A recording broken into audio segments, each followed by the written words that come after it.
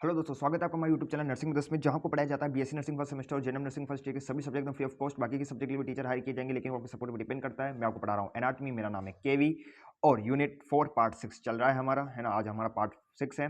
तो बच्चा, हमने एक सर्कुलेटरी सिस्टम जो है आपका यूनिट 4, उसमें ब्लड कंप्लीट कर लिया था। ब्लड वेसल्स के बारे में हमने पढ़ना शुरू कर दिया था लास्ट लेक्चर में। आज मैं आपको और अच्छी अच्छी चीजें बताऊंगा। ब्लड वेसल्स ही पढ़ रहे हैं अभी तक, हमारा ब्लड वेसल टॉपिक कंप्लीट नहीं हुआ। आर्टरीज, वेन, कैपिलरीज आज हमें कंप्लीट करना है ना।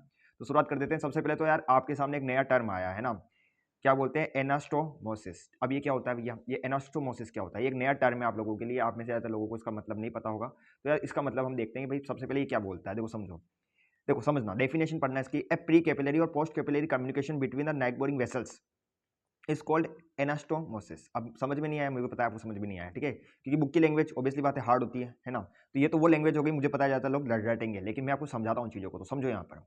देखो इसका मतलब कुछ नहीं होता। देखो एनास्टोमोसिस क्या होता है ना, मीन्स कनेक्शन और जॉइंट बिटवीन, ये कनेक्शन होता है, या आप बोल सकते हो जॉइंट होता है ना, ज्वाइनिंग होती है दो ब्लड वेसल्स के बीच में।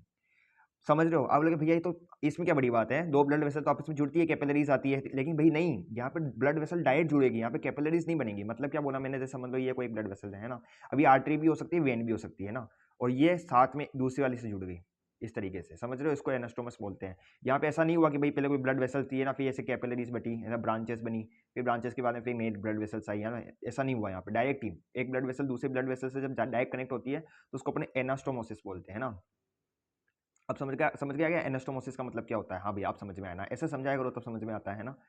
अब देखो आगे क्या बोल रखा है, simple meaning, when two nearby blood vessels जो है ना वो आपस में ज्वाइन होती है, कनेक्ट होती है ना एक दूसरे से, तो उसको अपन क्या बोलते हैं, एनास्टोमोसिस बोलते हैं, ठीक है। If one artery is blocked, अब देखो इसका फायदा बताऊँ क्या होता है। देखो अगर समझ लो कोई एक आर्टरी ब्लॉक हो गई है ना, तो ब्लड जो है वो रीच कर सकता है एरिया तक, है ना, दूसरे कनेक्टेड वेसल्स के जरिए, ठीक है। जैसे मतलब ये कोई, मैं आपको रेड कलर से बताता हूँ, वैसे आर्टरी को हम रेड कलर से बनाते हैं क्योंकि इसमें ऑक्सीजनेटेड ब्लड होता है ना भैया। हाँ देखो ये आर्टरी है, समझ लो यहाँ से एक और दूसरी आर्टरी से जुड़ी हुई है ना, ये ब्रांच नहीं है, आर्टरी है ना।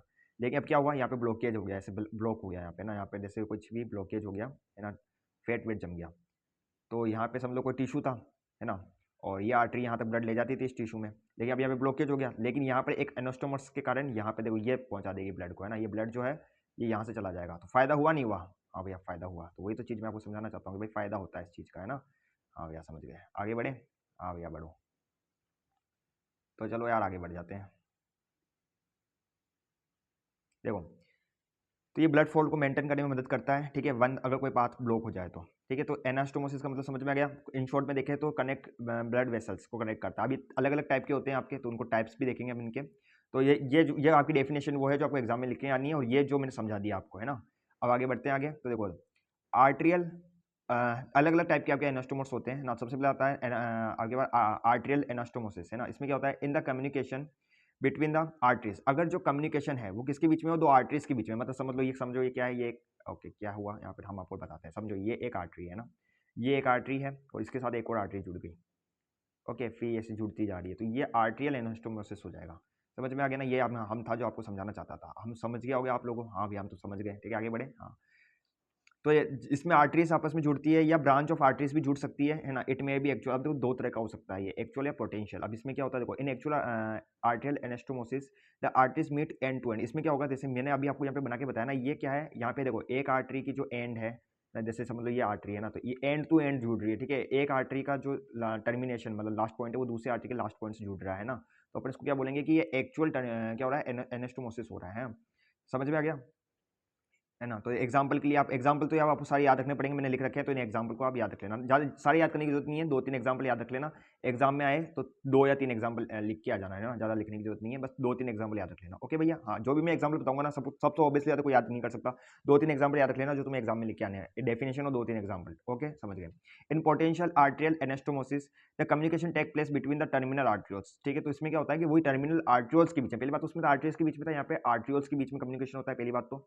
सच communication related only gradually for collateral circulation. भैया ये कौन सा सर्कुलेशन है, ये ब्लड में आपके जो हार्ट में जो सर्कुलेशन होता है ना, उसको अपन कोलेट्रल सर्कुलेशन पढ़ते हैं, बोलते हैं। मैं आपको जब सर्कुलेशन पढ़ाऊंगा तब आपको बताऊंगा, मतलब भैया आप सर्कुलेशन तो पढ़ा रहे हो, अरे भाई जब मैं तुम्हें कोलेट्रल मतलब हार्ट पढ़ाऊंगा ना तब बताऊंगा, ठीक है।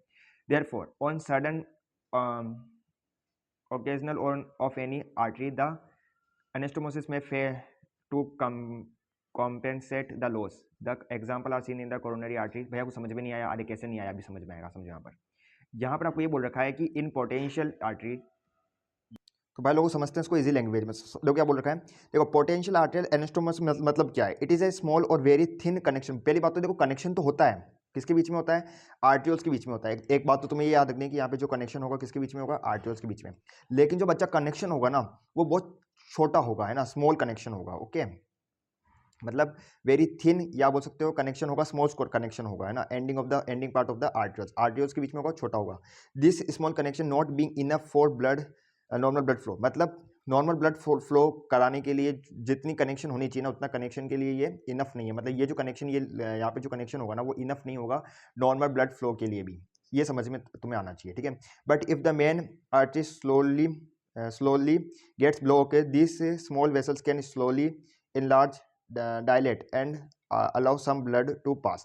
तो क्या होता है, अगर समझ लो क्या हुआ, तुम्हारी जो मेन जो आर्टरी है वो ब्लॉक हो गई, तो ये जो छोटी छोटी वेसल्स है ना ये क्या हो जाएंगे, डायलेट मतलब फूल जाएंगे। डायलेट एक होता है कॉन्ट्रैक्ट होना, डायलेट होना, तो डायलेट हो जाएंगे और अलाउ सम ब्लड टू पास, और कुछ ब्लड को पास करने देंगे लेकिन ज़्यादा ब्लड पास नहीं करने देंगे, ठीक है। This is called collateral circulation and arterial route for, इसको अपन कोलेटरल सर्कुलेशन भी कहते हैं। हालांकि मैं इसके बारे में आगे और डिटेल में पढ़ाऊंगा, आपको टेंशन की बात नहीं है। However if the main artery get suddenly blocked, this tiny vessels don't enough time to enlarge so that can supply blood. तो वही बात मैं आपको बता दी कि अगर समझ लो मेन कोई आर्टरी है ना, मेन कोई आर्टरी है और वो आपकी क्या हो गई, ब्लॉक हो गई, तो ये जो छोटे छोटे जो आपके ब्लड वेसल्स है ना इनके पास इतना टाइम नहीं होता है कि ये क्या करे, डायलेट होए, मतलब अपना वो इनलार्ज हो, अपने डायमीटर को बढ़ाए, है ना, ब्लड की सप्लाई के लिए। तो इनफ ब्लड सप्लाई नहीं हो पाता है ना। एग्जांपल आप देख लेना। ओके, अब तुम्हें समझ में आ गया मैं जो समझाना चाहता था कि भाई इसमें क्या होता है कि कनेक्शन तो होता है लेकिन स्मॉल होता है, और मेन चीज आर्टियोल्स के एंड की तरफ होता है ना। आप भैया समझ गए, आपने बोला हमने समझा, बड़े आगे। हाँ भैया बढ़ो। तो आगे आपके पास बच्चा आता है वीनस, वीनस वाला, ठीक है, सॉरी इनपोटेंशियल हो गया, एक्टिव हो गया। हाँ, अब हम बात करते हैं वीनस एनास्टोसोम्स, ठीक है। ऑब्वियसली बात है इसमें वेन्स के बीच में होगा इसलिए होगा, ठीक है। तो the it is a combination between the veins, ठीक है, और टर्ब्यूटरीज। देखो अपन आर्टरी की जब हम बात करते हैं ना तो आर्टरीज में हम किसकी बात करते हैं, ब्रांचेस की, और जब हम वेन्स की बात करेंगे तो वहाँ पे ट्रिब्यूटरीज आएगी। आप बोलोगे सर ब्रांचेस और ट्रिब्यूटरीज में क्या अंतर है, वो भी हम आपको समझाते हैं, तो समझो यहाँ पर ब्रांचेस और ट्रिब्यूटरीज में इतना ही बहुत ज़्यादा अंतर है, ठीक है। तो आप समझो यहाँ पर समझते हैं, देखो समझो। जैसे अगर मैं बोलूँ जैसे कोई आर्टरी है ना, है तो क्या करें, अरे समझो यार, जैसे समझो ये कोई आर्टरी है, ओके, इससे क्या बने, आर्ट्रियोल्स बन गए, आर्ट्रियोल्स बन गए। अब ये आर्ट्रियोल्स से क्या होगा, आपके पास यहाँ पे छोटी छोटी कैपिलरीज बनेगी, है ना, मतलब ये आर्ट्रियोल्स थे, समझ लो ये आर्ट्रियोल है ना। अब इससे क्या होगा, इस तरीके से छोटी छोटी कैपिलरीज बनेगी, है ना, ये कैपिलरीज बन गई। तो ये क्या है, ये तो ब्रांचेज है ना, ये तो क्या है, ब्रांचेज है। लेकिन अगर मैं बोलूँ वेन की, तो देखो वेन में क्या होता है बच्चा, वेन में होता है ये कि छोटे छोटे पहले आपके पास इस तरीके से आपके ट्रिब्यूटरीज आती है, जैसे आपकी नदियों की सहायक नदियाँ नहीं होती क्या, वैसे सहायक क्या है, सहायक वेन्स है ना, छोटी छोटी ऐसे ट्रिब्यूटरीज आती है और ये मिलके क्या बना लेती है, फिर आपका इतना मोटा एक वेन बना लेती है। वेन्यूज बनते हैं पहले, ये वेन्यूज बन गया समझ लो। अब यहाँ पे वेन बन गई इतनी मोटी, पहले वेन्यूज बन गए और फिर इतनी मोटी यहाँ पे मैंने आपकी ये वेन बना दी। समझ में आ गया दोनों में क्या अंतर होता है, हाँ, तो वो मैंने आपको यहाँ पे बता दिया है। तो ये क्या करते हैं देखो, तो ये क्या होता है, कनेक्शन होता है, ठीक है, किसके बीच में, वेन्स के बीच में, या ट्रिब्यूटरीज ऑफ वेन के बीच। ट्रिब्यूटरीज क्या होता है बता दिया, एग्जाम्पल याद रखना है। आगे बढ़ते हैं, देखो कुछ एग्जाम्पल याद रखना है, सारी जरूरत नहीं है ना। आगे बढ़े, आगे आता है देखो आर्ट्रियो वीनस एनास्टोमोसिस, मतलब इसमें आर्ट्रियो वेन्स आपस में जुड़ी होगी डायरेक्टली, कोई कैपिलरीज वेपिलरीज कोई वेन्यूल्स कोई आर्ट्रियोल्स कुछ नहीं बनेगा। It is a connection between the artery and vein, it serve the function during phasic activity of the organ, when the organ is active this shunt are close and the blood circulation through the capillary. पहली बात तो यार ये जो एस्ट्रोवेनस आपका anastomosis होता है इसको अपन शंट बोलते हैं। पहली बात तो बहुत इंपॉर्टेंट चीज़ तो मैं आपको ये बोल रहा हूँ कि अगर आपको एग्जाम में पूछे ना एक्सप्लेन शंट, तो भैया हाथ खड़े मत कर लेना और मुझे मत गालियाँ दे देना कि भैया ने पढ़ाया नहीं ये चीज़। भाई साहब इसी को ही बोलते हैं, ये जो आपका एट्रियोवेनस एनास्टोमोसिस होता है ना उसी को ही बोलते हैं ना। तो भैया पे इंजाम कोई नहीं लगाएगा, ठीक है भैया, हाँ कोई आप मेरे पे इंजाम कोई नहीं लगाएगा, मैंने नहीं पढ़ाया है ना, शंट को ही बोलते हैं। अब भैया ये लैंग्वेज हमें समझ में नहीं आ रही, इसको थोड़ा इजी कर देते हैं। अरे बिल्कुल इजी कर देते हैं यार, तुम लोग बोलो मैं ना करूँ, ऐसा हो सकता है क्या, नहीं हो सकता है। तो पढ़ो यहाँ पे, इसको खुद पढ़ो, खुद को आ जाएगा, वैसे बहुत ईजी है। देखो क्या बोल रहा है, क्या बोलत है, ये बोलत है तुम्हें, मेरा कलर अच्छा नहीं हो रहा है हाथ कलर देखो।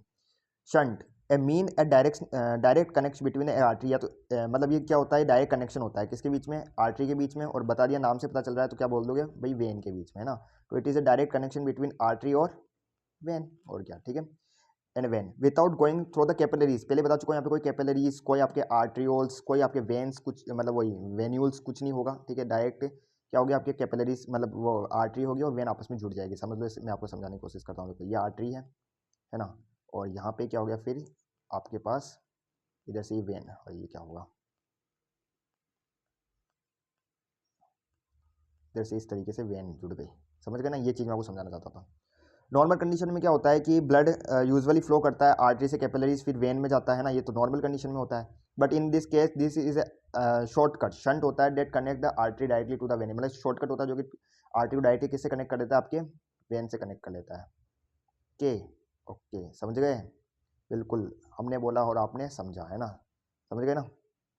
हाँ भैया समझ गए भैया। इस आर्टरी के इधर भी आपने क्या जोड़ दिया, गलती से जोड़ दिया भाई, है ना, समझो यहाँ पर। This shunt help control blood flow according to the activity of organ. अब देखो यहाँ पे समझने बहुत इंपॉर्टेंट है, इसका फंक्शन क्या है भाई, इससे क्या फायदा मिलेगा हमें। तो देखो आपकी बॉडी के ऑर्गन की एक्टिविटी के अनुसार उसको ब्लड मिलेगा। अच्छा नहीं समझ में आया भैया, अब समझो। अगर आपकी बॉडी का ऑर्गन ज़्यादा एक्टिव हो रहा है तो उसको ज़्यादा ब्लड की जरूरत है ना, तो उसको ज़्यादा ब्लड मिलेगा, है ना। और अगर उसको कम ब्लड की जरूरत है तो उसको कम ब्लड मिलेगा। कैसे मिलेगा बता रहा हूँ, देखो। When the organ is active the shunt close, तो जब ऑर्गन क्या होगा, एक्टिव होगा, तो ये जो शंट है ना ये क्लोज हो जाएगा। So blood flow through the capillaries to supply oxygen and nutrition. समझ में आया क्या कि जो ब्लड है वो एक्टिव, मतलब आपका क्या ऑर्गन, समझ लो। मैं आपको समझाता हूँ एक अच्छे से डायग्राम से, है ना, ताकि आपको अच्छे से समझ में आए। समझो इस चीज़ को। साला एक कलर चूज करता हूँ, दो दो कलर होता है। हमारा बोर्ड, हमारा फ़ोन भी हैंग होने लग गया है भाई।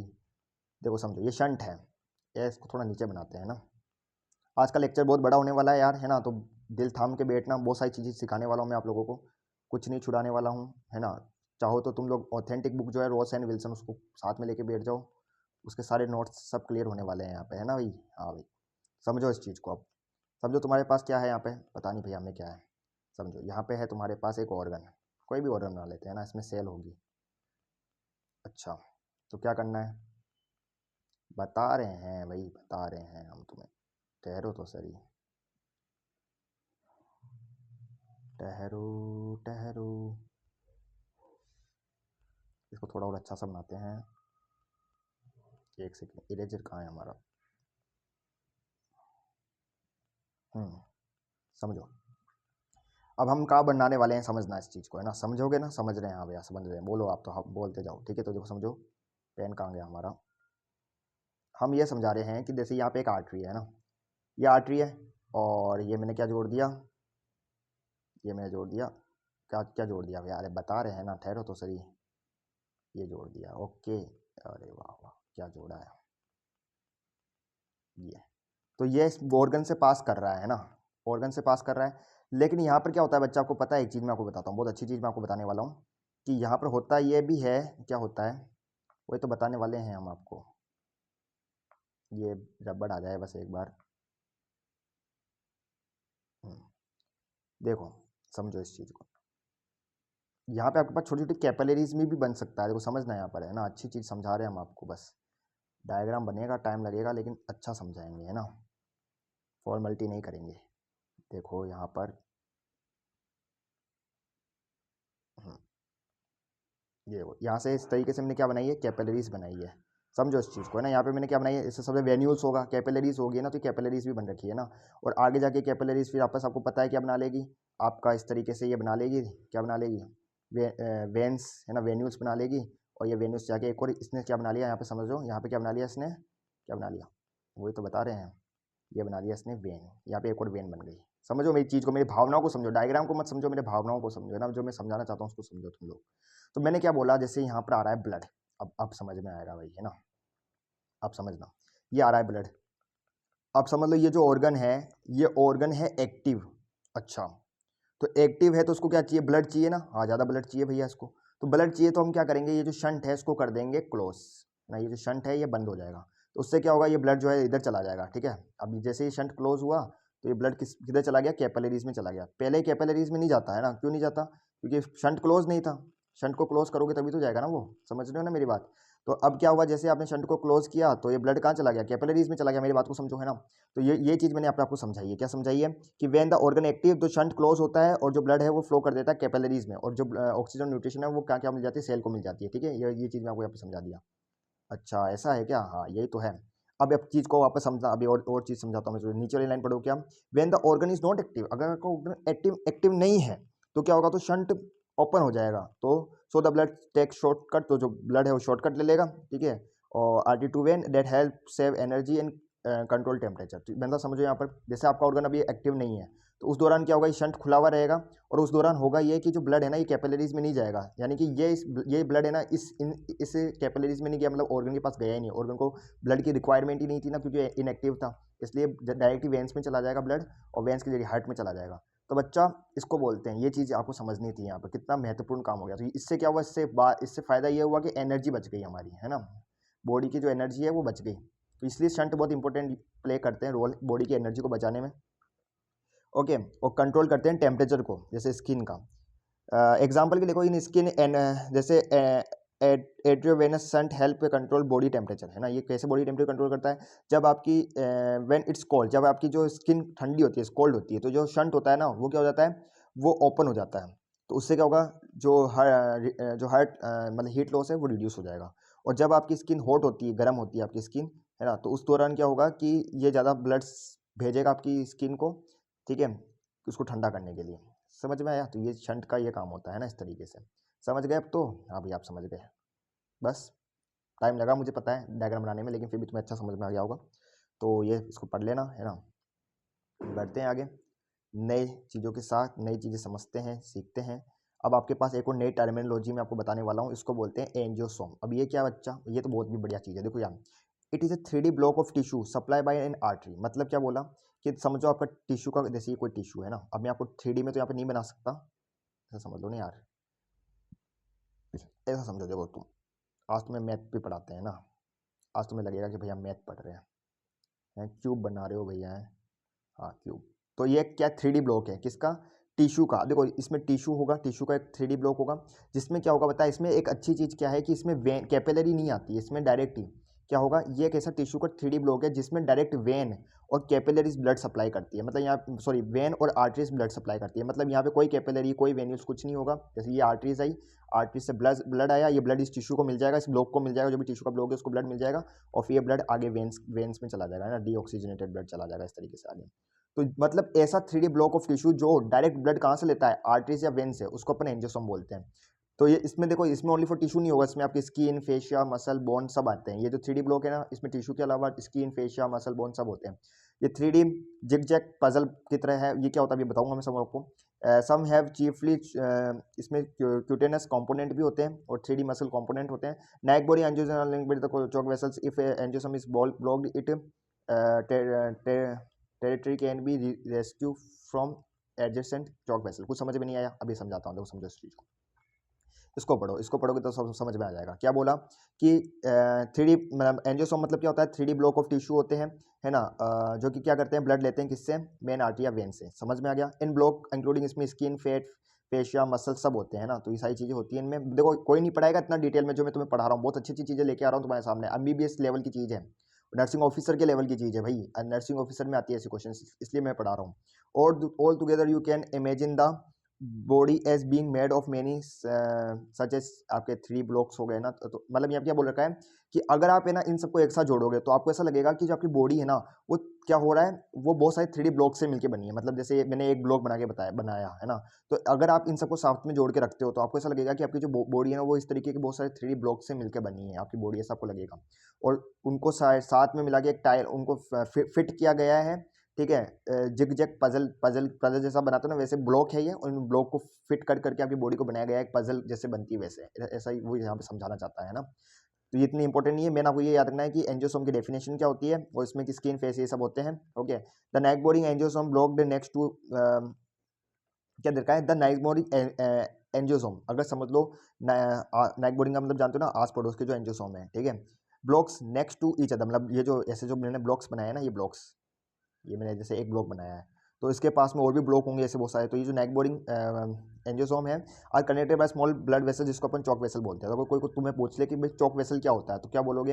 अब मैं तुम्हें 3D में नहीं बता रहा, 2D में बना के बता रहा हूँ। जैसे ये एक एंजियोसोम है ना, 3D में समझ लो उसको, है ना, और यहाँ पे मैंने एक और एंजियोसोम बना लिया। तो ये नेक बोरिंग एंजियोसोम है, तो ये आपस में क्या होते हैं? एक ब्लड वेसल से जुड़े हुए होते हैं, बहुत ही पतली पतली सी ब्लड वेसल्स से, है ना। तो इसको अपन क्या बोलते हैं, इसको अपन बोलते हैं क्या, चौक वेसल। इसी को आप क्या बोलोगे, इसी को आप बोलोगे चौक वेसल।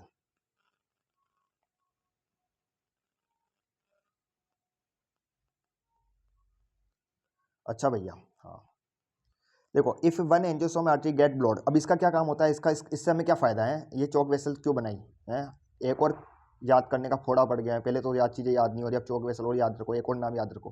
भाई इसका बहुत काम है, क्या काम है मैं तुम्हें बताता हूँ। देखो समझो, इस वाले एंजियोस्पर्म में क्या है, आपके पास आर्टरी आई है ना, डायरेक्ट आर्टरी आई, ये आर्टरी क्या करेगी, ब्लड सप्लाई करेगी है ना, ब्लड सप्लाई करेगी, ऑब्वियसली बात है, इसमें कोई कैपिलरीज कुछ नहीं होता, डायरेक्ट आर्टरी से ब्लड सप्लाई होता है।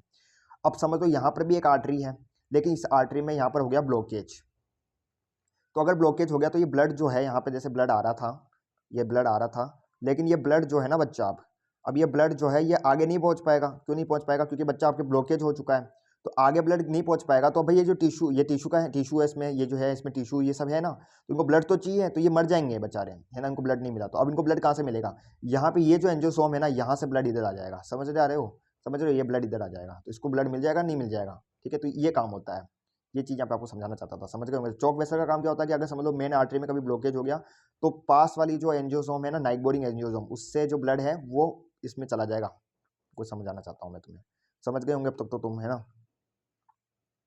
तो अगर एंजियोसोम्स जो आर्टरी है वो क्या हो जाए, ब्लॉक हो जाए, तो ये जो चौक वेसल से ही ओपन हो जाती है, वो हमेशा ओपन नहीं रहती है, जब ये वो ब्लॉक होंगे तभी ओपन होगी, और अलाउ करती है ब्लड को नाइक बोरिंग एंजियोसोम से कि वो उस एरिया में जाए और सेव द एरिया, मतलब इस एरिया को सेव करे, इस एरिया को सेव करने का काम करे, है ना, जिसमें ब्लड नहीं पहुंच पा रहा है, क्योंकि आर्टरीज ब्लॉक हो गई है ना उसकी। अब आप बोलोगे भैया आपने इतना बोला, आप बोल रहे थे आज हमें वेन कैपिलरीज के बारे में पढ़ाओगे, आप पता नहीं क्या एंजियोसोम ये सब पढ़ा रहे हो, तो भैया वो बेसिक चीज़ें हैं, वो बहुत इंपॉर्टेंट चीज़ें हैं आप लोगों के लिए, ठीक है, उनको आपको बताऊँ किसमें लिखना है, किसमें लिखना है, आपके उसमें लिख लेना, किसमें, नोट में लिख लेना, किसमें लिख लेना, नोट्स में तो लिखोगे हैं। तो भैया समझो इस चीज़ को। अब आर्टरीज की बात कर लेते हैं, तो देखो दीज आर डिस्ट्रीब्यूटिंग चैनल्स ना, ये डिस्ट्रीब्यूटिंग चैनल्स होते हैं, इनका नाम डिस्ट्रीब्यूटिंग क्यों बोला गया है, क्योंकि ब्लड को क्या करेंगे, ये कैरी करेंगे अवे फ्रॉम द हार्ट, और क्या कहाँ ले जाएंगे, away from the heart carry करेंगे, और कहाँ ले जाएंगे, डिस्ट्रीब्यूट कर देंगे पूरे बॉडी में, इसलिए पर उसको डिस्ट्रीब्यूटिंग वेसल्स बोलते हैं। आप बोल सकते हो कि आयोटा सबसे बड़ा आर्टरी होता है, बहुत इंपॉर्टेंट चीज़ है। This branches branch like trees on their way to different part of the body, this contain oxygenated blood except pulmonary trunk acceptation आपको पता होगा, जैसे ये सारी चीज़ें मैं वैसे भी आपको पढ़ाऊंगा, ठीक है।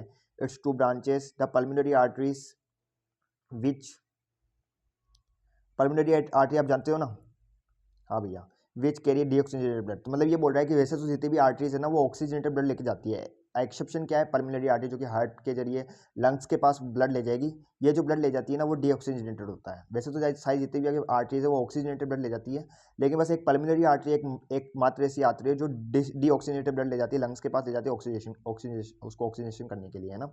ड्यूरिंग फेटल लाइफ, देखो बहुत इंपॉर्टेंट चीज़ है बच्चा, बहुत कोई नहीं बताता है, इसलिए मैं बोल रहा हूँ, याद रखो, नोट्स को लिखो, क्या कि फीटल लाइफ, फीटल मतलब छोटा, जब बच्चा पैदा नहीं होता उससे पहले फीटस होता है ना, तो फीटल लाइफ में यूबेनिकल अम्बिकल अम्बिकल जो आपके पास आर्टरीज होती है, अम्बिकल आर्टरीज क्या होती है, तो समझो यहाँ पर यार, ये भी तुम्हें मैं समझाता हूँ, है ना, ये बच्चा समझ लो, है ना, ये बच्चा मैंने बनाया है, ऐसा कैसा बच्चा है, अरे ऐसा बच्चा है यार, देखो पहले अच्छा बना था, तुमने मिटवा दिया मुझसे, ऐसे समझ लो, है ना। यहाँ पे क्या होता है, ये अम्बिकल कोड होता है ना, जानते हो क्या, हाँ, प्लेसेंटा जिससे जुड़ा हुआ होता है, हाँ भैया जानते हैं हम तो, इतना तो पढ़ रखा है हमने, है ना, इतने भी मूर्ख नहीं है हम। भाई चलाना क्या चाहता हूँ, क्या चल रहा है।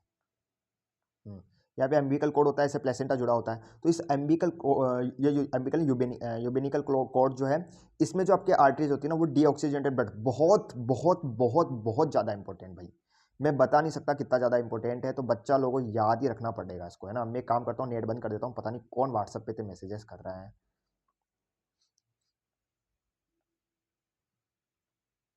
समझो यहाँ पर क्या बोला मैंने, तो ये यूबेनिकल आर्टरीज होती है वो कंटेन करती है डीऑक्सीजनेटेड ब्लड, फिर बोल रहा हूँ, यूबेनिकल आर्टरीज जो है वो डीऑक्सीजनेटेड ब्लड ले जाती है, पूछा जाता है क्वेश्चन है, ठीक है, और ये है PYQ का क्वेश्चन बच्चा, है ना, तो याद रख लेना इसको, तो यार तुम लोग नर्सिंग ऑफिसर जैसी चीज़ इंपॉर्टेंट चीज़ है, तो यार याद रखनी पड़ेगी, मैं कुछ नहीं कर सकता, है ना। आगे बढ़ते हैं, large arteries are rich in elastic tissue, अब बहुत इंपॉर्टेंट चीज़, जो लार्ज आर्टरीज होती है वो इलास्टिक टिश्यू में रीच होती है, मतलब जो आपकी बड़ी आर्टरीज होती है ना उनमें इलास्टिक टिश्यू ज़्यादा होते हैं, but as branching progress there even increase amount of smooth muscle in their walls, ठीक है। लेकिन जैसे जैसे उनके ब्रांचिंग होंगे, मतलब समझ लो कोई बड़ी आर्टरीज है, मोटी आर्टरीज है ना, लार्ज आर्टरीज है, उनमें आपके पास हमेशा ज़्यादा ना इलास्टिक टिश्यू ज़्यादा होंगे।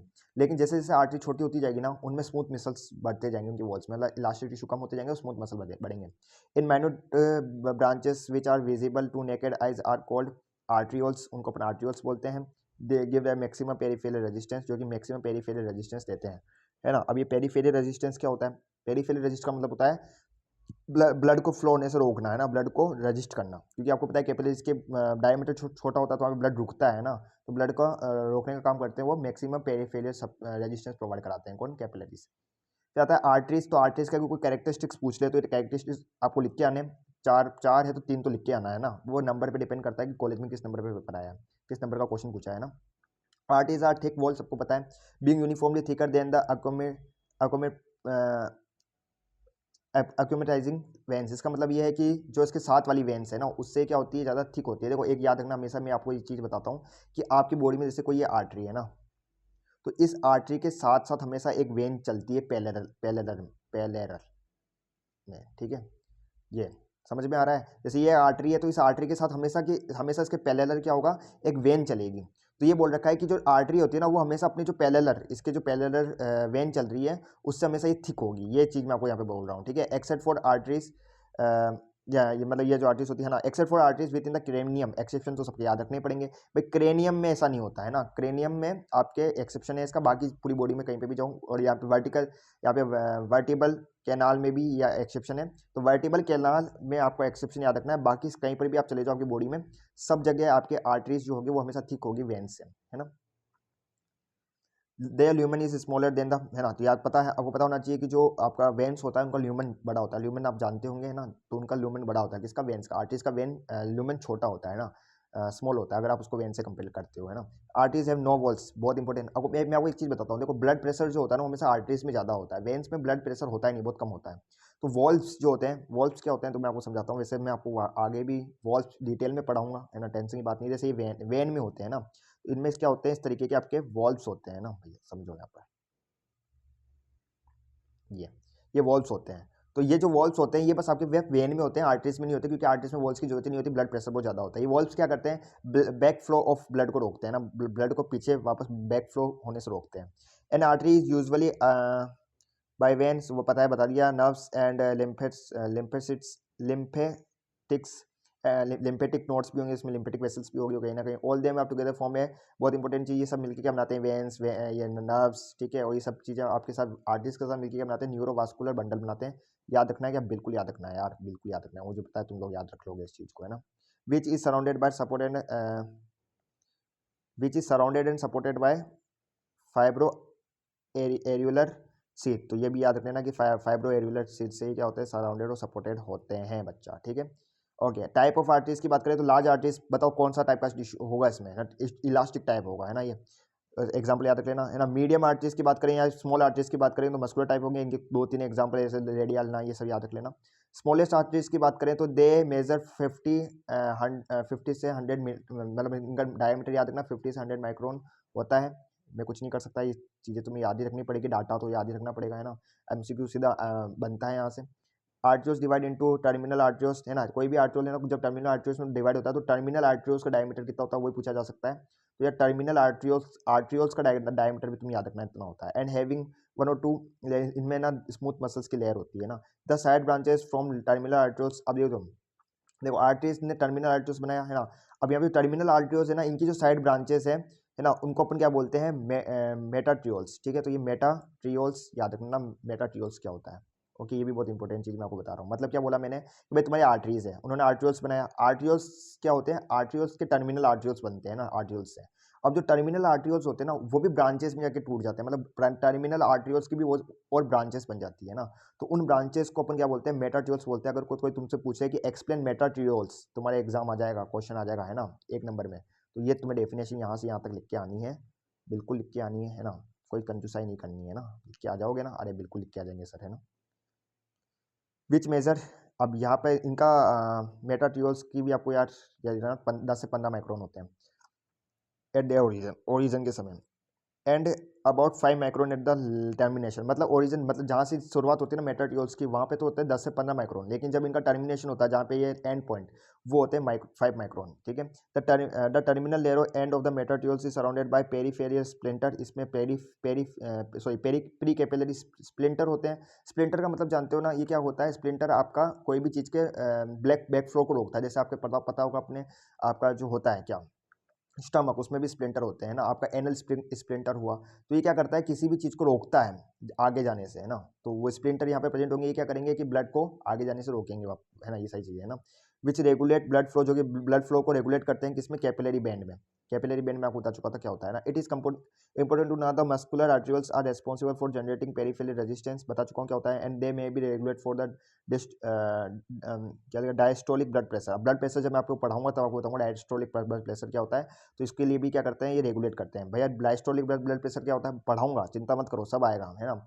माइक्रोस्कोपली स्कोप, अगर अपन माइक्रोस्कोपली देखें, माइक्रोस्कोप के जरिए, है ना, तो जितने भी जो आर्टरीज होती है वो 3 मैं आपको बता चुका हूँ, कौन, ट्यूनिक इंटरना, मीडिया और एक्सटर्ना, ये सारी चीज़ें आपको पढ़ा चुका हूँ, है ना। पहले फिर आता है पेला पेलेबल पेलेबल आर्टरीज। देखो आप अपने हाथ पे देखो, आपको ऐसी बहुत सारी आर्टरीज, मतलब ब्लड वेसल्स दिखती होगी उभरी हुई, ठीक है। पेल्पेड पेल्पेटेड, है ना।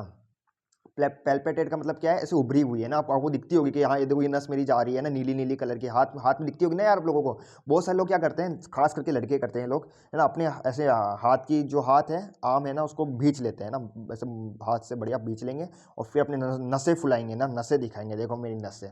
तो वो जो तुम्हें नसें दिख रही है, वो तो तुम फुलाते हो इसलिए दिख रही है, लेकिन नॉर्मली जैसे तुम अगर अगर तुम हाथ को बंद नहीं कर रहे हो, फिर भी बहुत सारे लोगों के ऐसे यूँ दिख जाती है ना नसें, तो वो उन आर्टरीज को, वो आर्टरीज होती है, पहली बात तो वो आर्टरीज होती है, उनमें ब्लड प्रेशर बहुत ज़्यादा होता है ना। इसलिए अगर जैसे आपके हथेली में यहाँ पे जो रिस्ट है, यहाँ पे अगर कट लग जाए, है ना, कोई पत्ती चला देता है, तो बहुत ज़्यादा ब्लड क्यों निकलता है? क्योंकि वो आर्टरीज होती है, वेन नहीं होती। वेन में कम ब्लड होता है, आर्टरीज में ज़्यादा ब्लड होता है ना, प्रेशर भी ज़्यादा होता है, इसलिए तो वो उसको अपन पेलेबल आर्टरीज बोलते हैं। तो मैं आपको ये बता दिया, पेलेबल आर्टरीज बोलते हैं ना।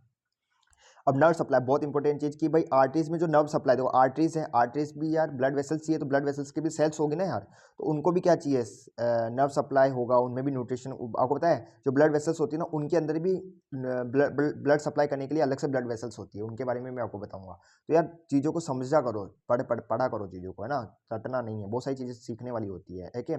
The nerve supply and artery are called nervis vascularis, ठीक है। तो ये बहुत इंपॉर्टेंट चीज़ मैंने आपको बता दी है भैया, भैया याद रख लेना इसको, है ना। ये सीधा सीधा सीधा ये है, तो सीधा सीधा सीधा ये है, और अगर तुम्हें बनना है नर्सिंग ऑफिसर अभी से, तो भैया पढ़ लेना इस चीज़ को, है ना। पढ़े आगे। तो बताओ आर्टिस्ट को जो नर्व सप्लाई होती है, उस नर्व का नाम क्या होता है? उस नर्व को क्या बोलते हैं? नर्विस वेस्कुलरिस, ठीक है। ओके भैया, हो गया, समझ में आ गया, आगे बढ़ते हैं।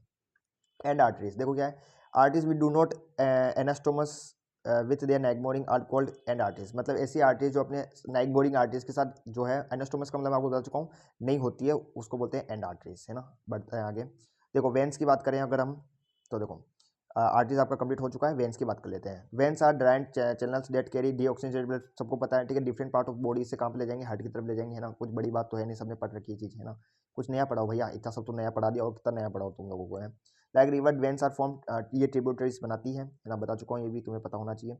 The small veins venules join together to form large veins, ठीक है। These in turn unite to form great veins called vena cava, है ना। Vena cava, inferior vena cava, ये सब मैं आपको पढ़ाऊंगा आगे वैसे ही। The four pulmonary vein carry deoxygenated blood, आपको पता है वैसे तो ये डीऑक्सीजनेटेड ब्लड ले जाती है ना वेन, लेकिन एक्सेप्शन क्या है, जो पल्मोनरी वेन है, जैसे पल्मोनरी आर्टरी थी वैसे पल्मोनरी वेन है, और पल्मोनरी वेन कितनी होती है? 4 होती है ना। 2 वेन आती है कहाँ से? लेफ्ट लंग से, और 2 आती है राइट लंग से। और कहाँ पे आके खुलती है? कमेंट में आके बताना, देखते हैं कितने लोगों को पता है ना। तो पल्मोनरी वेन कहाँ पे आके खुलती है, आप लोगों को कमेंट में बताना है। और ये एक ऑक्सीजनेटेड ब्लड लेके आती है, मतलब ये एक्सेप्शन है ना। इन फीटल लाइफ वही बात आगे वापस है कि ऑक्सीजनेटेड ब्लड कैरी करती है कौन? आपका जो यूबिनिकल वेन है, वो बता दिया था, वही चीज़ है यहाँ पर, है ना। कैरेक्टरिस्टिक फीचर वहाँ पे जैसे आर्टिस्ट में भी मैं तुम्हें ये बात बताया था, यहाँ पे भी बता दिया, तो ये भी एक्सेप्शन तुम्हें याद रख लेना, है ना। फिर characteristics feature, veins are thin wall, ये थिन होती है, और थिनर देन द आर्टिस्ट से थिन होती है। ल्यूमन जो होता है वो बड़ा होता है ना आर्टिस्ट से, ये तो मैं पहले बता चुका हूँ, है ना। आगे बढ़ते हैं भैया, कुछ नई चीज़ें बताओ ना, बता रहे हैं, देखो क्या। वेंस है वॉल्स, बता चुका हूँ, है ना। Which maintain the unidirectional flow blood, बता दिया, ये तो सारी चीज़ें हैं। सिंस द अब देखो ये अच्छी चीज़ आई है कि वेनरस प्रेशर कितना होता है। वेनरस प्रेशर मतलब वेन्स में जो ब्लड फ्लो करता है ना उसको अपन वेनस ब्लड बोलते हैं। क्या बोलते हैं? Venous blood. तो पहली बात तो ये समझो कि वेन्स में जो ब्लड फ्लो करेगा उसको आप क्या बोलोगे? वेनस ब्लड, ठीक है। और उस वेनस ब्लड का प्रेशर कितना होता है? 7 mmHg। आई ना कोई नई चीज़ है? कितने लोगों को ये बात पता थी? मेरे को लगता है बहुत सारे लोगों को नहीं पता होगी। जिसको पता अच्छी बात है, याद रख लेना। 7 mmHg बहुत इंपॉर्टेंट चीज़ है, MCQ बनने लायक चीज़ है ना, कि भाई 7 mmHg होता है। क्या होता है? वेनस प्रेशर होता है। किसमें होगा? ऑब्वियसली बात है वेन में होगा। The valves are of utmost value in the nervous return, however the valves are present absent। अब valves कहाँ पे absent होंगे वो आपको याद रखना है, वेना केवा में, इन द वेना केवा में नहीं होते हैं। In the when of less than 2 mm diameter से छोटे जो वेन्स होते हैं उनमें नहीं होगा, है ना। और बाकी आपके ये सारे एग्जांपल आपको याद रखने हैं कि कहाँ पे आपके कौन कौन सी वेन्स है जिसमें आपके वॉल्व्स नहीं होंगे। The muscular and elastic tissue content of the venous valves is much less than that of the arteries, है ना। तो इसमें याद रखना है कि इसका मस्कुलर इलास्टिक जो टिश्यू होता है ना वो इसमें कम होता है अगर आप उसको आर्टरी से कंपेयर करते हो। This is directly related to the low venous pressure. तो ये किससे रिलेटेड है? लो वेनस प्रेशर से। Large veins have dead space. जो बड़ी बड़ी वेन्स होती है ना उनमें डेड स्पेस होते हैं ना। डेड स्पेस मतलब खाली स्पेस होते हैं उनके चारों तरफ। क्यों होते हैं? For for their dilation during increase Venus return. समझ लो कभी ज़्यादा ब्लड आ गया, वेनस रिटर्न वापस होगा, तो वेनस जब वापस ब्लड आएगा ना तो जो वेन है ना उसको डायलेशन करना पड़ेगा, मतलब अपने ब्लड वेसल्स को मतलब कुल मिला के अपना डायमीटर बढ़ाना पड़ेगा, है ना। तो अगर जैसे समझ लो ये कोई वेन है, भैया रेड कलर में क्यों बना रहे हो? तो आर्टरीज होती है, समझो तो यार। जैसे ये कोई वेन है ना, अगर इसको डायलेशन करना है मतलब इसको अपनी ब्लड वेसल्स को इस तरीके से एक्सपेंड करना है, तो यहाँ पे खाली स्पेसेस होनी चाहिए, नहीं होनी चाहिए? तो वो खाली स्पेसेस इसलिए होती है ताकि वेन्स जो है जब ज़्यादा ब्लड वापस आए, है ना, वेनस ब्लड, तो ये जो वेन्स है अपने डायमीटर को बढ़ा पाए, डायलेशन कर पाए। तो वही चीज़ यहाँ पे मैंने आपको समझा दी है ना। नई नई चीज़ें सीखने को मिल रही है ना। एग्जाम्पल देख लेना कहाँ कहाँ पर ये आपको देखने को मिलता है। The dead space commonly contain the regional lymphoid nodes भी इसमें प्रेजेंट होते हैं। देखो वेन अब आपके पास नई चीज़ क्या आई है बेटा? हाँ तो हम देख लेते हैं। हमारे पास आ रहा है वेनाई कॉमिटेंट्स, ठीक है। तो वेनाई कॉमिटेंट्स जो है, तो वेनाई कॉमिटेंट्स क्या होते हैं? Are the pair of veins. ये देखो वेन्स कैसे पेयर होते हैं? पेयर नहीं, पेयर पेयर, है ना। On each side of the arteries, arteries के दोनों साइड पे। In the four arm and leg, पहली बात तो कहाँ कहाँ पे होगा? फोर आर्म और लेग पे होगा। पहली बात तो ये याद रखना कि कहाँ पे, यहाँ पे, ठीक है। This help in return of blood toward the heart by transmitted pulsation of the artery. The blood in artery and when flow in opposite direction. कुछ समझ में नहीं आया भैया, कुछ भी समझ में नहीं आया। 6 पॉइंट तो हमारे ऊपर से गया है। अरे कहना क्या चाहते हो भाई? हैं कहना हम ये चाहते हैं तो तुम समझना नहीं चाहते हो, हैं। हाँ तो हम तुम्हें समझाना चाहते हैं, तो समझो। यहाँ पर बहुत अच्छी बहुत प्यारी चीज़ है। अपनी कानों को एकदम खोल के सुनना जो मैं बोल रहा हूँ, है ना। बहुत प्यारी चीज़ है, बहुत ज़्यादा प्यारी चीज़ है ना। समझो यार, ये क्या है? आर्टरी है। ये क्या है? वेन है। आर्टरी के दोनों साइड पे वेन हो गई। अब इस आर्टरी में क्या है? आर्टरी में है आपके पास ब्लड। तो जब ये ब्लड फ्लो करता है प्रेशर के साथ, तो ये आर्टरी में क्या होता है? कॉन्ट्रैक्शन, रिलैक्सेशन आता है ना। कभी आर्टरी ऐसे ऐसे मतलब अगर डायल्यूट होगी कभी, है ना, फिर रिलैक्स होगी, इस तरीके से, समझ रहे हो। तो जब ये डायल्यूट होगी, रिलैक्स होगी, तो इससे क्या होगा पता है? क्या होगा भैया? इससे होगा ये कि जो वेन है ना, वेन, हाँ, उसके अंदर भी मूवमेंट होगा। अच्छा भैया, इससे वेन, ये जो वेन है दोनों तरफ, इनमें भी मूवमेंट होगा, क्योंकि जब ये आर्टरीज की वॉल इससे टकराएगी तो ये भी तो ऐसे कांटेक्ट होगी ना। ये समझ लो इधर भी आर्टरी है, ठीक है, इधर भी एक आर्टरी है, तो इधर भी ये आर्टरी है ना। तो इसकी वॉल भी अगर कांटेक्ट हो रही है तो इससे क्या होगा? ये वेन, जो आपकी वेन है, एक सेकेंड, देखो इधर इधर भी आर्टरी है ना। तो इधर भी क्या हो रहा है? जैसे आर्टरी में कॉन्ट्रैक्ट, मतलब ये कॉन्ट्रैक्शन हो रहा है ना, तो उससे क्या होगा? सॉरी, डायलेशन हो रहा है। डायलेशन होगा तो क्या होगा? डायलेशन होगा तो होगा ये बच्चा कि आपकी जो आर्टरीज है ये क्या होगी? ये इस तरीके से अंदर, ठीक है, इसकी वॉल अंदर जाएगी। तो भाई इससे फायदा क्या है? इससे फायदा मैं आपको बताता हूँ क्या है। पहली बात तो यार, आर्टरीज और वेन में जो ब्लड का फ्लो होता है ना वो अपोजिट डायरेक्शन में होता है। तो सब लोग जानते होंगे, हाँ ये तो हम जानते हैं भैया। इतनी इतनी बेसिक चीज़ें मत पढ़ाओ हैं। समझो यहाँ पर, जैसे यहाँ पर देखो, देखो पहली बात तो आर्टरी में ब्लड प्रेशर ज़्यादा होता है, ब्लड नीचे जाता है ना। अब आपका ब्लड नीचे से ऊपर जाएगा। वेन में हमेशा जो ब्लड होता है ना नीचे से ऊपर जाएगा ना, अपोजिट डायरेक्शन में। समझ लो ये ब्लड नीचे से ऊपर जा रहा है। तो पहली बात तो देखो यार, इस ब्लड को, ये ब्लड कहाँ पर है? मैंने आपको बताया था कि लेग में, और समझ लो ये आपका पाँव है ना, पाँव की बात हो रही है यहाँ पर, है ना। किसकी बात हो रही है? पाँव की बात हो रही है, लेग। तो आपके लेग में क्या हो रहा है? ब्लड वापस ऊपर चढ़ रहा है। वो चढ़ के कहाँ जाएगा, वापस हार्ट के पास जाएगा, है ना, आपके लोअर जो लिम्स हैं उनमें से। तो लोअर लिम्स में से जब आपका ब्लड ऊपर जाएगा, है ना, तो ऑब्वियसली बात है यहाँ पे ग्रेविटी लगेगी ब्लड पे, एक तो ग्रेविटी लग रही है, दूसरी चीज क्या है, यहाँ पे प्रेशर कम है ना, यहाँ पे प्रेशर क्या है, ब्लड का प्रेशर कितना है मुझे बताओ, अभी अभी मैं बताया था 7 mm है ना, तो यहाँ पे प्रेशर भी क्या है, कम है यार, प्रेशर बहुत कम है। तो भाई ब्लड का प्रेशर कम है, ऊपर से क्या है, ऊपर से ये है कि ब्लड ग्रेविटी के अगेंस्ट ऊपर जा रहा है। अब ऐसा तो है नहीं कि हम क्या करें, पाँव में भी एक हार्ट लगा दें, क्या तुम्हारे पाँव में भी हार्ट है क्या, पाँव में भी कुछ धड़कता हो, धक धक धक धक होता है तुम्हारे घुटने पे, क्या हो, हार्ट हो, वो क्या करता हो, नीचे से जितने भी डीऑक्सीजनेटेड ब्लड है उसको ऊपर भेजता हो हमारे ऊपर वाले हार्ट के पास। ऐसा होता है कि हमारे हमारे हमारे बॉडी में दो दो हार्ट आ गए, ऐसा नहीं होता है ना। ऐसा होने लगा तो फिर हमारे हाथ में भी एक हार्ट, हमारे दोनों हाथों में दो दो हार्ट, हमारे दोनों पाँव में दो दो हार्ट हो जाएंगे, और एक बीच में 5 हार्ट हो जाएंगे हमारे पास, भाई ऐसा नहीं हो सकता है ना।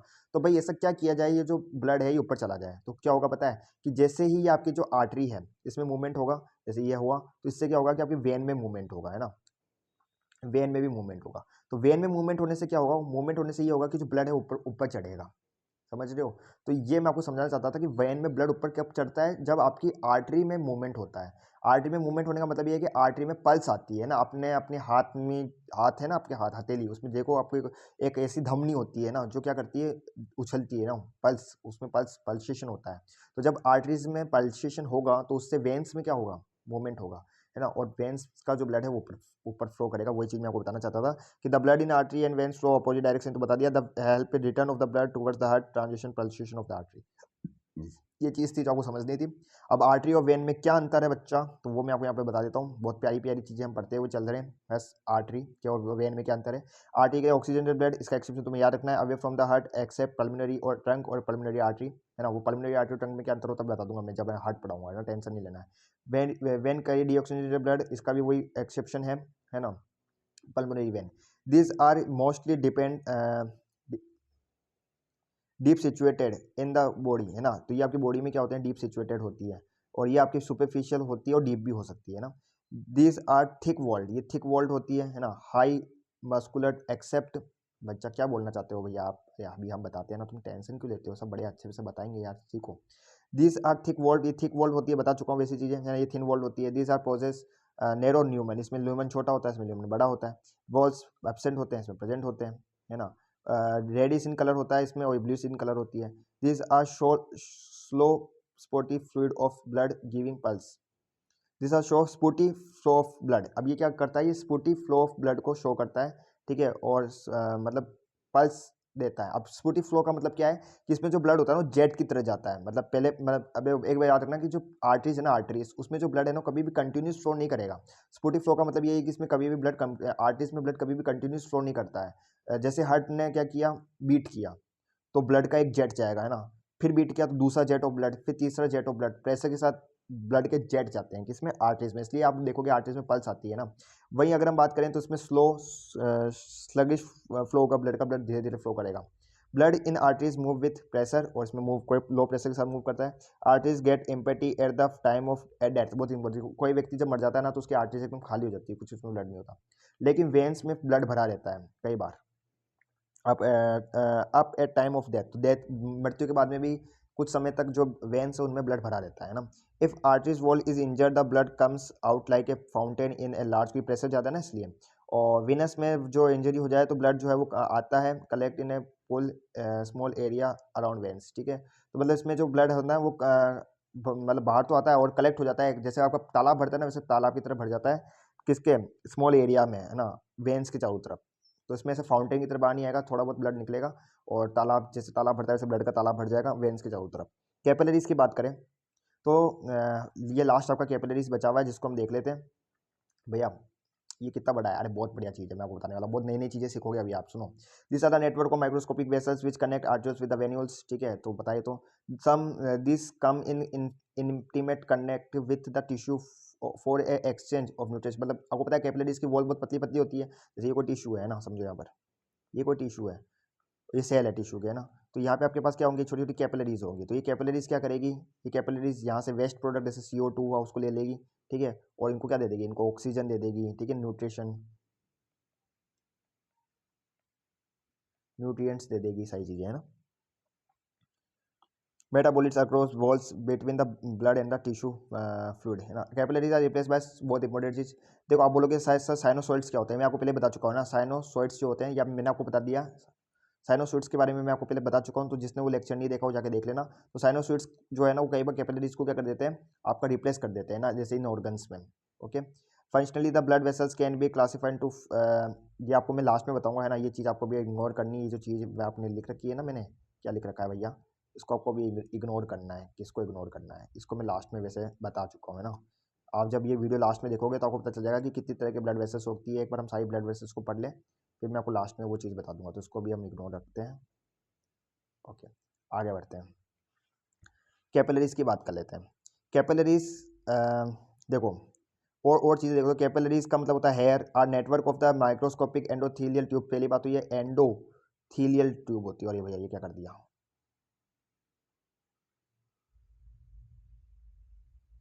क्या होती है, एंडोथीलियल ट्यूब्स होती है ना। उनका क्या होता है, माइक्रोस्कोपिक आपका नेटवर्क होता है। समझ गए, आया बिल्कुल समझ गए, कोई टेंशन नहीं, कोई टेंशन नहीं।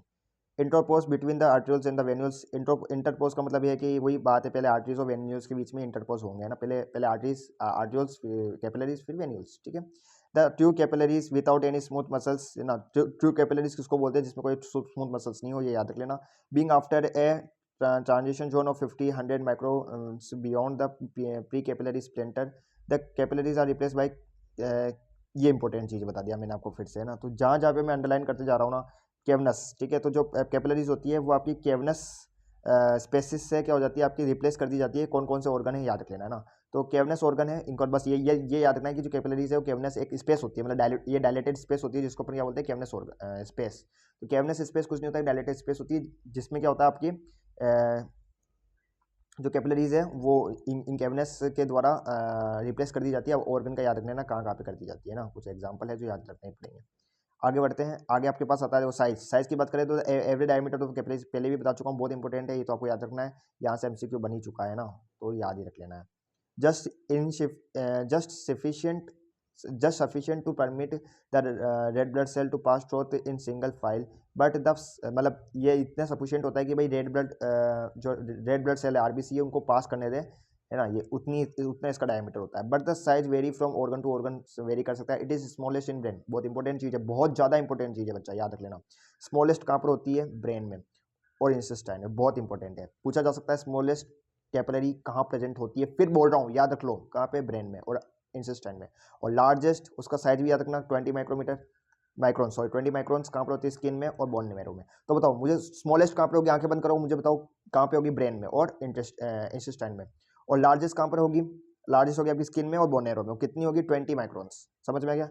टाइप्स एंड स्ट्रक्चर की बात करें तो capillaries are classify as continuous and fenestrated according, मैं बता चुका हूँ। कंटिन्यूस जो कैपिलरीज होगी वो कंटिन्यूस ही होती है। देखो यार मैंने तुम्हें यहाँ पे बताया था, देखो समझो, कहाँ बताया था भैया आपने, देखो यहाँ पे समझो।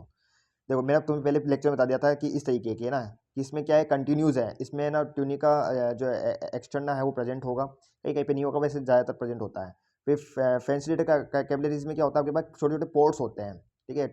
इसमें छोटे छोटे छेद होते हैं, छिद्र होते हैं जिसको आप बोलते हैं। इसमें आपको छिद्र दिख रहे होंगे ना, छोटे छोटे छेद दिख रहे होंगे इसमें, ठीक है। उसमें छेद नहीं थे। लास्ट में साइनोसॉइड्स भी मैं आपको बता चुका था, जिसने नहीं पढ़ा है वो पहले वाले लेक्चर में पढ़ लेना, मैंने सारी चीज़ें पढ़ा रखी है ना। तो अभी जो पढ़ा रखा है उसको वापस दोहराएंगे नहीं, अभी वो सारी चीज़ें पढ़नी है हमें। टाइप ऑफ स्ट्रक्चर तो ये बता दिया, आगे बढ़ते हैं। अब हम बात करते हैं, देखो आपकी कैपिलरीज के अलग अलग टाइप होते हैं। कंटिन्यूस कैपिलरीज देखो एक बार मैंने वैसे पढ़ा रखा है, फिर भी मैं एक बार रिवाइज करा देता हूँ आपको। और found in the skin, example याद रखने, कहाँ कहाँ पे होता है, connective tissue, skeletal, muscular, smooth muscle में, ठीक है, lung, brain. This allow passage across the walls of small molecules up to 10 micron, या इनका साइज याद रख लेना कितना होता है ना, वैसे है ना, समझ में आ गया। हाँ भैया। फिर fenestrated capillaries found in the renal, अब देखो आपको सारे एग्जांपल आपको यहाँ पे याद रख लेने, जहाँ जहाँ पे मैंने बता रखा है। तो ये क्या करता है, पैसेज अलाउ करता है for the walls of large molecules, मतलब कितने मॉलिक्यूल्स के लिए, देखो वो कितने स्मॉल, मतलब कितने मॉलिक्यूल, यहाँ पे ना ये जो मैंने देखा ना 10 माइक्रोन साइज, इसका मतलब ये है कि इतने साइज के जो मॉलिक्यूल्स उनको वो पास करने देगी कैपिलरीज। कौन, कंटिन्यूस कैपिलरीज जो होती है वो 10 माइक्रोस जो साइज के जो मॉलिक्यूल है उनको पास आउट करने देती है अपने वॉल्स में से। वही अगर हम बात करें तो फैसिलिटी कैपिलरीज जो होती है वो 20 से 200 माइक्रोन्स के जो साइज के मॉलिक्यूल्स होते हैं उनको पास आउट करने देती है। ऐसा क्यों, क्योंकि इनमें क्या होते हैं, छिद्र होते हैं, तो इसलिए ना, समझ में आ गया। उसमें छिद्र नहीं थे इसलिए वो ओनली फॉर 10 माइक्रोन्स तक को जाने दे रहा था, लेकिन 20 से 100 माइक्रोन्स को भी जाने दे रहा है क्योंकि उसमें बड़े छेद होते हैं ना। फिर the capillaries bed and post capillary venue from an enormous area for exchange of nutrition, है ना, ये सब आपको पता ही है, सारी चीजें देख लोगे। Between the blood and the intestinal fluid capillaries also allow migration of leukocyte, बहुत इंपॉर्टेंट, ये ल्यूकोसाइट की माइग्रेशन को भी अलाउ करता है ना, वेसल्स से out of the vessels. Total end to end length of the capillary, बहुत इंपॉर्टेंट चीज आपकी, देखो ये चीज आपको मैं बताता हूँ, ये जो आपको लिखा हुआ है ना, फिर आप बोलोगे भैया मिट गया था, है ना, देखो ये बोल रहा है कि अगर आप अपने पूरे वास्कुलर नेटवर्क का मतलब है जितने भी आपके आर्टरीज हैं, जितने भी आपके वेन्स हैं, जितने भी आपके कैपिलरीज हैं, है ना, सबको अगर आप जोड़ लो, सबको जितने भी वेन्स कैपिलरीज आर्टरीज हैं, आर्ट्रियोल्स है ना, वेन्यूल्स हैं, इन सबको उठा लो, है ना, जितने भी वेस्कुलर मतलब कुल जितने भी ब्लड वेसल्स हैं, और उनको आपस में एक दूसरे से जोड़ो जोड़ो जोड़ो जोड़ो जोड़ो, तो उस उनका जो लेंथ आएगी वो पता है कितनी आएगी, twice of the circumference of earth, आपकी जो अर्थ की सर्कमफेरेंस है उसके ट्वाइस के बराबर, मतलब उसका दुगना। बहुत इंपॉर्टेंट चीज है भैया, अच्छा फैक्ट है ना, फैक्ट वाली चीज है, याद याद याद नहीं भैया, इसको समझो, है ना, फैक्ट वाली चीज में तुम्हें अच्छी चीज बताई है ना, तो मैं शायद लोगों को पता नहीं होगा, जिसको पता अच्छी बात है, जिसको नहीं पता वो अच्छी बात नहीं है, उसको लिखना चाहिए क्या, कि जब हम जितने भी वेसल्स को उठा के कनेक्ट करते हैं तो उसका जो लेंथ होता है वो पूरे अर्थ के सर्कमटेंसेस के ट्वाइस के बराबर आता है ना। प्रीसाइड्स की बात करते हैं, which are present on outer surface of the capillaries and most venules, तो वेन्यूल्स के और कैपिलरीज के आउटर सर्फेस पे प्रेजेंट होते हैं, पहली बात कहाँ पे प्रेजेंट होता है, आउटर सर्फेस पे, ठीक है। इन पे कोई एडवेंटिनिया या मसल्स नहीं होता है। Its process are wrapped around the endothelium, इनके जो प्रोसेस मतलब ये जो आपके ना प्रीसाइड्स, ठीक है, इनके अंदर ब्रांचेस होती है, इनकी प्रोसेस में ब्रांचेस होती है, और ये एंडोथीलियम की चारों तरफ क्या होती है, आपका बोल सकते हो क्या, रेप्ड होती है ना। प्रीसाइड्स रिवील और कॉन्ट्रैक्टाइल प्रोटीन, इनमें मतलब प्रॉपर्टी होती है, मतलब ये रिलैक्स कॉन्ट्रैक्शन कर सकते हैं ना। इसके अलावा स्टेम सेल की तरह एक्ट करते हैं ये, मतलब ये है कि जब कोई कंडीशन के हिसाब से अपने सेल को बदल देंगे, स्टेम सेल क्या करता है, अपनी कंडीशन के हिसाब से अपने मतलब खुद को बदल लेता है, तो वैसे ये भी कंडीशन के हिसाब से खुद को बदल लेते हैं ना, अलग अलग सेल में। हेल्प इन रिपेयर प्रोसेस में भी मदद करते हैं। तो ये सारी चीज़ें थी, आपको समझनी थी, ये जो चीज़ हमने पहले पढ़ी ली थी। अब कैपिलरी रिफिल की बात कर लेते हैं, बस थोड़ा सा और हमारा बचा है, और फिर लेक्चर को पूरा करते हैं। देखो, when an area of skin is pressed firmly with a finger, it turns white ब्लेंचेस, समझ लो आपने आपके स्किन का कोई एरिया है ना, आपने कई बार देखा होगा कि जब आप अपने स्किन की कोई एरिया को दबाते हैं, जैसे हथेली का या उंगली का आप दबाना, तो क्या होता है, बहुत सारे लोगों को तो रेड रेड हो जाता है, लेकिन कुछ कुछ लोगों को वाइट वाइट होता है। अगर आप अपनी उंगली को कहीं कोई भी स्किन के ऊपर अपनी उंगली रखते हो, उसको दबाते हो स्किन को, तो वाइट वाइट हो जाता है ना। तो blood flow through the capillaries क्या हो जाती है, ऑब्स्ट्रक्ट हो जाती है। तो जब आप क्या करते हो, मतलब उंगली से दबाते हो ना, तो उससे क्या होता है कि जो ब्लड कैपिलरीज है वो दब जाती है, तो उससे क्या होता है कि जो ब्लड फ्लो है कैपिलरीज से वो रुक जाता है। तो अगर आप उंगली को रिमूव करोगे तो ब्लड कैपिलरीज को भरने में ज़्यादा से ज़्यादा 2 सेकंड का टाइम लगता है ना। कितना टाइम लगता है, पहली बात तो ये याद रखो, कितना टाइम लगता है, 2 सेकंड का टाइम लगता है कैपिलरीज को रिफिल होने में, ठीक है। तो इससे क्या होगा कि जो व्यक्ति जो स्किन आपस से पिंक कलर की हो जाएगी, पहले व्हाइट कलर की हो गई थी, फिर आपस पिंक कलर की हो जाएगी स्किन। लेकिन अगर समझ लो आपने फिंगर हटाई, लेकिन कैपिलरीज को भरने में टाइम लगा, वो पिंक जल्दी पिंक नहीं हुआ स्किन, है ना, टाइम लग रहा है उसको पिंक होने, वाइट ही है, यानी कि कैपिलरीज को 2 सेकंड से ज़्यादा टाइम लग रहा है वापस से रिफिल होने में। तो इसका मतलब ये है कि आपको कहीं ना कहीं डिहाइड्रेशन है आपको, है ना, डिहाइड्रेशन की बीमारी है।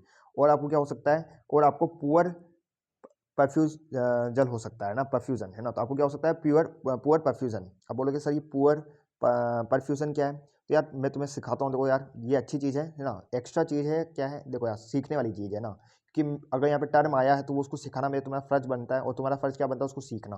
तो सीखो चीज़ों को, जितना सीख सको उतना सीखो, बढ़िया चीज़ है। देखो, परफ्यूजन का मतलब क्या होता है, the flow of blood through the body tissue, है ना। तो जो आपका ब्लड का फ्लो है किसके जरिए, बॉडी टिश्यू के जरिए, है ना, वो कैरी मतलब ऑक्सीजन कैरी कर रहा है ना, और न्यूट्रिशन कैरी कर रहा है, मतलब ऐसा ब्लड जिसके पास ऑक्सीजन और न्यूट्रिशन है वो टिश्यू से फ्लो कर रहा है, तो उसको अपन बोलेंगे परफ्यूजन। अब प्योर परफ्यूजन का मतलब क्या है, कि अगर ये जो ब्लड का फ्लो है वो क्या है, लो है या कम है, इनसफिशियंट है ना, टिश्यू के लिए सफिशियंट नहीं है, तो उसको अपन पुअर परफ्यूजन बोलते हैं। तो परफ्यूजन और पुअर परफ्यूजन समझ में आ गया, हाँ, बस ये तो चीज़ थी। व्हेन आर्टरी है पुअर परफ्यूजन, अगर आर्टरीज में या कोई भी कैपिलरीज में कहीं पर भी अगर प्योर परफ्यूजन है, तो इस सेल जो है वो उनको इनफ ऑक्सीजन नहीं मिलेगा, न्यूट्रिशन नहीं मिलेगा, वेस्ट प्रोडक्ट जो है वो रिमूव नहीं होंगे। इफ़ इट्स कंट्री अगर ये लंबे समय तक रहता है तो जो टिश्यू है वो डैमेज हो सकता है, मर भी सकता है। एग्जाम्पल आप देख लेना, है ना, ये एग्जाम्पल मतलब इतने इंपॉर्टेंट नहीं है, मतलब बस इसमें डाले हैं, ठीक है। तो बस आपको इन शॉर्ट क्या देखना है, कि weak and reduce supply of blood to the organ और टिश्यू स्क्वाड, पुअर परफ्यूजन, ठीक है। तो ये चीज़ आपको मेरे को समझानी थी, तो आपने समझ ली। अब यहाँ पर देखो लास्ट चीज़ बची हुई है आपकी कि आपके वेसल्स के कितने टाइप होते हैं। तो यार आपके अगर हम बात करें तो ब्लड वेसल्स हमने सारी पढ़ ली है, लेकिन देखो पहले आता है डिस्ट्रीब्यूटिंग वेसल्स। नाम से पता चल रहा है कि ये ब्लड को डिस्ट्रीब्यूट करेंगे, क्या आएंगे, आर्टरीज, ठीक है। तो this carry blood away from the heart and distribute in the different part of the body, ठीक है। फिर आता है रेजिस्टेंस वेसल्स, ठीक है। रेजिस्टेंस वेसल्स क्या करते हैं, जैसे आपके आर्ट्रियोल्स हो गए, है ना, और इसके अलावा पी कैपिलरी स्प्लिंटर्स हो गए, तो ये क्या करेंगे, ब्लड को रोकेंगे, है ना। This control the flow of blood, ये ब्लड के फ्लो को कंट्रोल करते हैं। कैसे उनको रोकते, कभी ब्लड को रोकते हैं ना, ये है ना, प्रेशर, ब्लड प्रेशर को भी कंट्रोल करते हैं। बाय नैरोइंग और वाइडनिंग, अपने अपने ब्लड वेसल्स को नैरो करके वाइड करके क्या करेंगे, ब्लड के फ्लो को कंट्रोल करेंगे और ब्लड प्रेशर को कंट्रोल करेंगे, तो उनको रेजिस्टेंस वेसल्स बोलते हैं। फिर ऐसी वेसल्स जो क्या करती है, कैपिलरीज हो गई है ना, साइनोसॉइड्स हो गए, है ना, पोस्ट कैपिलरी वेन्यूल्स हो गए, है ना। तो ये क्या हो गया, ये एक्सचेंज करने का काम करते हैं, इनको एक्सचेंज वेसल्स बोलते हैं। Here exchange of gases, nutrition, waste products happens होता है between the blood and the tissue, तो उसको बोलते हैं एक्सचेंज। तो पहले क्या आई, पहले डिस्ट्रीब्यूटिंग, फिर रेजिस्टेंट, और फिर आई क्या, एक्सचेंज वाली। फिर लास्ट में आती है रिजर्वर और कैपेसिटेंस वेसल्स। इसमें आपके आते हैं बड़ी बड़ी वेंस, क्योंकि इनमें क्या होता है कि आपका ब्लड ना रिजर्व रहता है ना, स्टोर रहता है। This store most of the blood, ये ज़्यादातर ब्लड को स्टोर करके रखती है ना, in the blood and can send it back to the heart when needed, और उसको वापस ब्लड हार्ट के पास भेजती है जब जरूरत पड़ती है। तो ये रिजर्वर हो गया। तो ये सारे आपके ब्लड कैपिलरीज के टाइप है, जो मैं आपको लास्ट में बताना था, तो बता दिया। इस वीडियो नोट्स में प्रयोग किया गया अध्ययन सामग्री, स्टडी मटेरियल, डायग्राम, रेफरेंस और कॉन्टेस्ट क्या बस शैक्षिक उद्देश्य, एजुकेशन पर्पस के लिए इसका उद्देश्य छात्रों की पढ़ाई को आसान प्रभावी बनाना है। कुछ सामग्री मेरे द्वारा तैयार की गई है, कुछ विभिन्न पुस्तकों, ऑनलाइन रिसोर्सेज या अन्य शिक्षण सामग्री से ली गई है। मैं इस सामग्री पर किसी भी स्वामित्व, ओनरशिप या कॉपीराइट दावा नहीं करता। यह सामग्री केवल नॉन कमर्शियल एजुकेशन पर्पस के लिए है। अगर इसमें किसी भी प्रकार की कॉपीराइट या सामग्री अनजाने में यूज हो गई है तो उसका श्रेय, क्रेडिट, मूल लेखक, प्रकाशक को जाता है।